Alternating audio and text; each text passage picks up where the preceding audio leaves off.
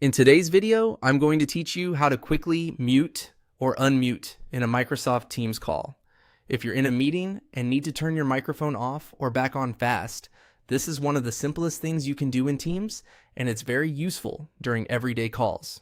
Muting helps reduce background noise, avoids interruptions, and keeps meetings sounding clear for everyone. Then, when it's your turn to speak, unmuting takes just a second. To begin, make sure you are already in an active Microsoft Teams call. Once you're inside the call, look at the meeting controls on the screen.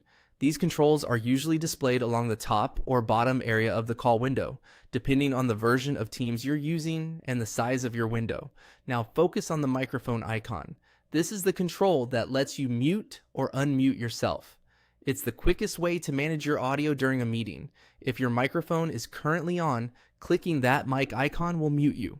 That means other people in the call will no longer be able to hear your voice, which is helpful if there's background noise, typing, or if you need to speak to someone nearby without interrupting the meeting.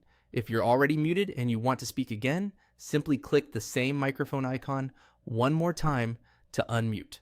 Once you do that, your microphone turns back on and the people in the call will be able to hear you again. As you do this, it's a good idea to glance at the icon after clicking it so you can confirm your current status. In Teams, the microphone symbol usually changes visually to show whether you are muted or unmuted, which helps avoid confusion before you start talking. This quick toggle is especially useful in busy meetings where timing matters. If you're not speaking, staying muted is often considered best practice because it keeps the conversation clean and professional. Then, when you need to contribute, you can unmute instantly with a single click. And that's all there is to it. During a Microsoft Teams call, just find the microphone icon and click it to mute or unmute whenever needed.